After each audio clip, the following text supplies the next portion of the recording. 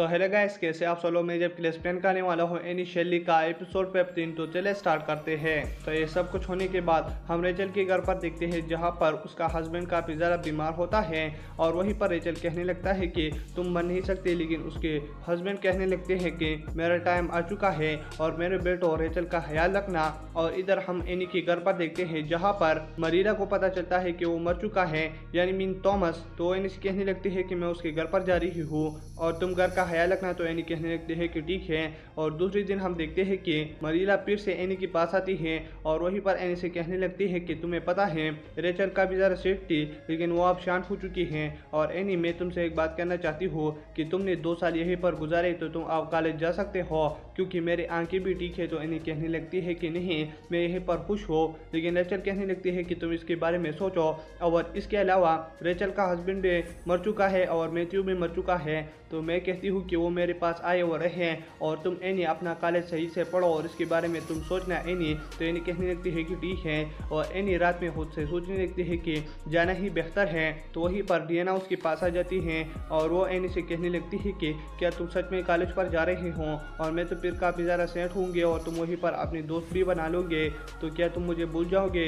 तो एनी कहने लगती है कि मैं तुम्हें कभी नहीं भूल सकती, खास करके तुमको, क्योंकि तुम्हारे साथ मैंने काफ़ी अच्छा वक्त बिताया है। तो ये सुनकर डियाना खुश हो जाती है। और फिर हम सुबह देखते हैं, जहाँ पर एनी नीचे आ जाती है और वहीं पर डोरा, मरीला और ये सारे लंच कर रहे होते हैं। तो वहीं पर बच्चे एनी से कहने लगते हैं कि तुम जब कॉलेज पर जाओगे तो क्या हम तुम्हारे साथ चल सकते हैं। तो एनी कहने लगते हैं कि नहीं, जब मैं कॉलेज पर जाऊंगी तो फिर किसी वक्त तुमको ले जाऊंगी, क्योंकि पहली बार में मैं तुमको नहीं ले जा सकती। तो ये सुनकर बच्चे थोड़ा शांत हो जाते हैं। और इधर मरीला कहने लगती है कि तुम अभी छोटे हो, क्योंकि डोरा तुमसे बड़ी है, तुम छोटों की तरह अभी भी बिहेव करते हो, तुम खाना खा रहे हो और तुम्हारा मुंह गंदा है। तो ये सुनकर डेवी कहने लगता है कि मैं भी फूल की तरह अच्छा बच्चा वहीं पर रहूंगा। लेकिन मरीला कहने लगती है कि हर कोई बन सकता है लेकिन तुम नहीं। और डेवी कहने लगता है कि मरीला, तुमने अभी तक शादी क्यों नहीं की। तो मरीला कहने लगती है कि मुझे कोई अच्छा नहीं मिला। तो डेवी कहने लगता है कि तुमने किसी को प्रपोज क्यों नहीं किया।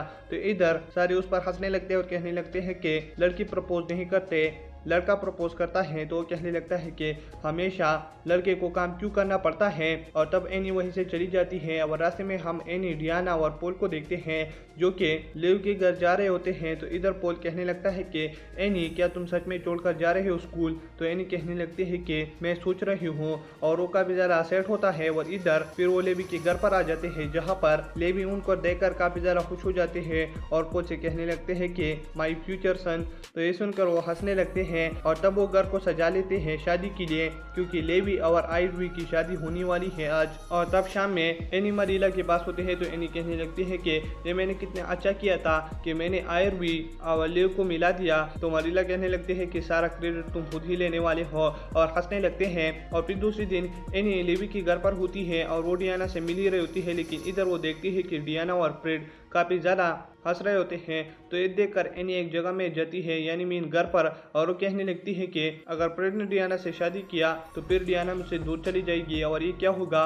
और इसी गम में वो सो जाती हैं। लेकिन हम देखते हैं कि डियाना फिर एनी को उठा लेती है और उसे कहने लगती है कि तुम क्यों सेट हो सोते हुए, तुम काफ़ी सेट लग रहे थे। तो एनी कहने लगते हैं कि नहीं, और फिर वो बाहर चलकर बैठ जाते हैं। और इधर डियाना कहने लगती है कि मैं तुमसे एक बात कहना चाहती हूँ एनी, क्या मैं फ्यूचर में फ्रेड से शादी करूँ। तो एनी कहने लगती है कि क्यों नहीं। और वो सोचने लगती है कि मतलब डियाना खुश रहेगी तो यही मेरे लिए अच्छा है। तो फिर वो डियाना से कहने लगती है कि क्यों नहीं, तुम मुझसे शादी कर सकते हो। और ये सुनकर डियाना काफ़ी ज़्यादा खुश हो जाती है और एनी से कहने लगती है कि तुम भी खुद के लिए किसी को ढूंढ लो। तो एनी कहने लगती है कि मेरा टाइम नहीं है। और ये बोलते हुए एनी बैठती हुई सो जाती है, जहाँ पर वो गिलबर्ट को देख लेता है और फिर से उठ जाता है। तो ये देखते हुए डियाना कहने लगती है कि तुमने ख्वाब में किसी को देखा ना, और हंसने लगते हैं। तो एनी कहने लगती है कि मैंने देखा, लेकिन मुझे कॉलेज पढ़ना है, तो शादी के बारे में मेरा कोई प्लान नहीं है। तो डियाना कहने लगती है कि लगता है दूसरा विंटर मैं अकेली ही गुजारूंगी, क्योंकि तुम मेरे पास नहीं होंगे। लेकिन एनी कहने लगती है कि तुम्हारे लिए मैं आऊंगी। और फिर वो चली जाते हैं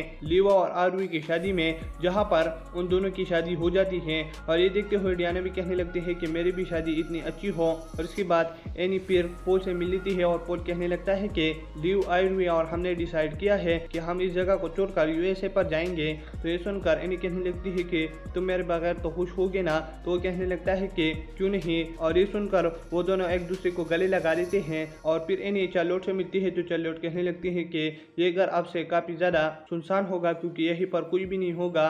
और ये बोलते हुए पीछे से गिलबर्ट आ जाता है और एनी फिर उसके साथ जाने लगती है। तो गिलबर्ट कहने लगता है कि क्या तुमने सोचा कॉलेज के बारे में एनी। तो एनी कहने लगती है कि अभी तक नहीं, लेकिन फिर वो कहने लगती है कि मैंने डिसाइड किया कि मैं जाऊंगी।